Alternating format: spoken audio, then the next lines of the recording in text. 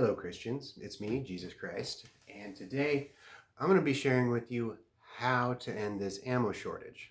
Because I've been looking around on YouTube, and a lot of you guys are fucking dumber than shit, and you're making the problem worse. And somebody needs to come and tell you guys this, and none of the other fucking YouTube gun people are actually doing it. So that's my job. What I'm doing is I am selling all of my ammo and I'm buying shot shells with it. You fucking heard that right. If you're in the state of Colorado or anywhere near it, you want 300 blackout. I got a shit ton of vacuum sealed, a couple thousand rounds of 5.56, about 5,000 9mm. I will sell it cheaper than you can find online, which is fucking price gouged, and that's your damn fault. I am selling all of it, and I'm putting it into shot shells because the price of shot shells is low and stable. And that's what you should do, and that's how we're going to end the ammo shortage. How the fuck is that going to work? Well, there's a lot of people that are giving you some bad advice on the ammo shortage. And a lot of it, like if you keep watching the videos, you can see it's problems with like cognitive issues or like masculinity issues or other things. Just watch these videos and it'll eventually come out. For example, if you're 30 or older or they're 25 or older, you've been through ammo shortages before, you know how they work. They'll be, and everybody's been through the fucking toilet paper. You remember that shit. Don't do the same goddamn stupid shit, okay? People heard people were buying toilet paper. There were some people that went out to get a bunch. Other people heard that, so they all went and got it too, and then everyone else went and got it, and then everyone's all scrounging the world trying to get it. The price goes up. Price stayed up, and even though they had production of it, they didn't put it out right away because people would still say a higher price. And that's what y'all did with ammunition. See, they started saying that there's an ammo shortage. There was a spike in purchases. Yes, that's absolutely true. But the panic buying was because these dumb fucking gun YouTubers going to tell people to buy ammo, and then all try to be the ones that, give you all the hacks and trips on where to find ammo. So everybody is scrounging every last fucking corner to find every round they can. They're paying higher than they should. And that is what causes these shortages to keep going. What you should do is not buy ammo that's scarce right now. That's how you end a shortage. If you just got a gun, if it's your first gun and you need ammo for it, yeah, go out, go do whatever you have to find it. Maybe even pay higher. If it's your actual first gun and you can prove it, I'll sell it to you at normal price just because like it's a morally just thing to do. But if you're one of these fucking dumb fucks that like is just compulsive and neurotic about acquiring ammunition, I will sell to for the whatever you'll pay for it because your dumbassery is your own damn fault. And if I make money off it, that's your fault. 9mm and 223 should not even be, they shouldn't be scarce. People are buying too fucking much and then getting other people to keep buying more than they should. 9mm is so easy to reload. I have probably 6,000 rounds of it because people don't even bother to pick up the brass. So over the years, I pick up the brass and I fucking reload it. Use like wheel weights, cast bullet, powder coat it. You got a 3-cent primer and 2 cents worth of powder, and you have a cartridge that cost you 5 cents to manufacture. And now there's these dumbasses on the internet charging you $1 a fucking round.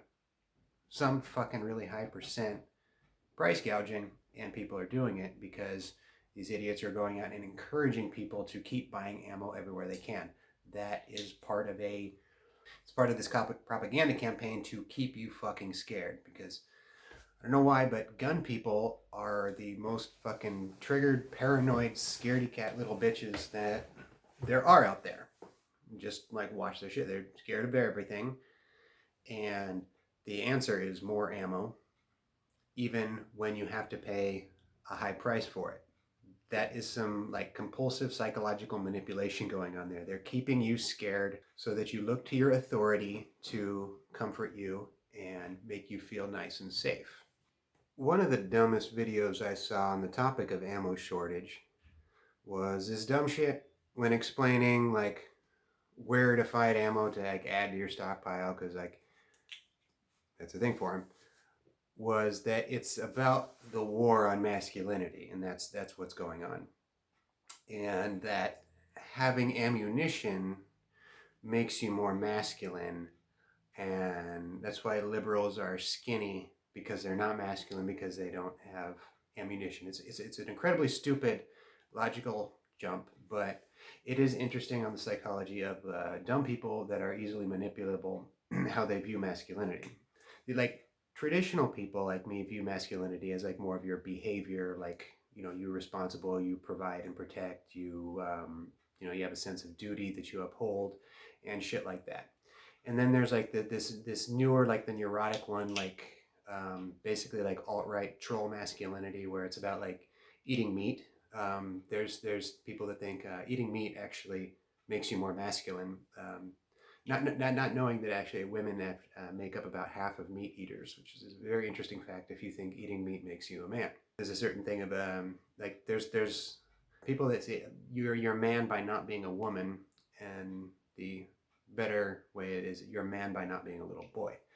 There's a lot of these kids, or they're grown-ups, but they are chronologically male, adult male, believe that by not being female, that's what makes them a real man. So they view like being nice as feminine and being like just needlessly aggressive as masculine. So like being angry and shit and buying more and more ammunition is what makes them real men, while not, you know, living up to any sort of responsibility and the character that has always been associated with being a real man. So yes, there is a war on masculinity, but you dumb shits that are going around thinking how many bullets you have is what makes you a man are the fucking problem. Which, while we're at it, that's why we all know that the military is not going to intervene on behalf of Trump, because in America, the two types of masculinity are kind of embodied in the military leaders versus the leadership of Donald Trump. There's the military where there's, you know, there's a sense of sacrifice, duty, hard work, perseverance for low pay over a long period of time, sacrifice yourself for something greater type of masculinity. And then there's the douchebag, I'd say alpha male in quotation marks, because like none of those characteristics are actually what, like, they are in animals, but like what douchebags refer to as alpha male, like the guy that like puts down others, that disrespects women, that like brags about touching women without their consent, that takes advantage of other people, that refers to people that do sacrifice themselves for others, like military, as suckers, insulting people that were wounded in combat, things like that. The Trump type masculine idea is like very insecure and uncomfortable in the face of real masculinity.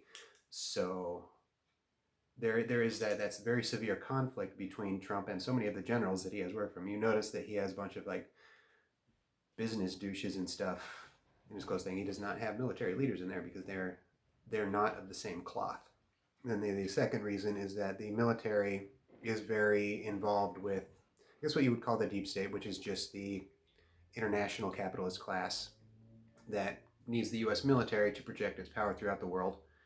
And the U.S. military is rewarded for that by all its funding and contracts and all that shit. So there is a very close relationship between the U.S. military and U.S. imperialism. The nationalist wing of Donald Trump is trying to become the dominant class in the U.S. because their alliance with the kind of imperial side of U.S. capitalism is breaking, and the nationalist capitalists are being squished out, and they're trying to kind of take full state power. Ruling classes do fight against themselves in the class struggle. That's what Karl Marx teaches us. That's what Mao Zedong taught us. And we are seeing it happening now. The fight between Trump and the deep state is a real thing that's going on. It is a conflict between the nationalists and the more internationally oriented capitalists for who will be the dominant class in the United States. An interesting example of what happened in a similar thing like this was in the 1500s, I believe, in China. There was the landowning class that owned a shit ton of land in the inlands, and that's how their wealth was created. And then there was a newly emerging merchant class that had all the ships that were floating all over the world, and they were quickly making a shit ton of money through trade. And as the merchant class was emerging as the potential dominant class, what the nationalist ones, the nationally oriented ones, the ones that were in local production, they were threatened by that because the internationally oriented Chinese traders were um, becoming the dominant class. So they fought a war, and the nationalists burned the shipyards, and that's why China didn't take over the world. They had actually sailed to Italy and like started the Renaissance. They were traveling all over the world, and they were going to be the most powerful class in the world. But the nationalists, who were based entirely on farming, didn't want to give up their position, so they fought a civil war over it, and the nationalists actually won, which is kind of rare. Normally, the newly emerging class will win, like in the U.S. Civil War. It was the emerging merchant capitalist production versus the old agricultural, and of course, the capitalists were going to win against an agriculturally based economy because they had like an inferior production method. So here, it's kind of the same thing where the more advanced as far as social relations class, the internationally oriented capitalists, are of course going to defeat Donald Trump. They're going to let him do a bunch of shit. They're gonna let his nationalist like ethno state go on because they can benefit from some of it. But as soon as he gets to the point where he is causing a hindrance to them, he's going to lose all support. And you're seeing that now with a lot of like there's military leaders that are openly coming out against him. The Republicans are coming out against him as well. The Supreme Court, he can't fire those guys, so and they do answer to people, and it's not to Trump. So if Trump does become a problem to the imperialists, they will remove him. So I hope you have enjoyed this. Remember, sell all of your ammunition and buy shot shells. Sell all your centerfire pistol ammunition, 223, 300 blackout. If you want some, contact me. I will sell you everything I have at a slight markup, but you're an idiot, so that's your fault. We can end the ammo shortage. Just buy shot shells. You're going to use them eventually anyway, so might as well get the best price. Sell your 9mm for twice what it's worth. Buy a shot shell, and then you have twice as much as you like. It's kind of common sense. Stop.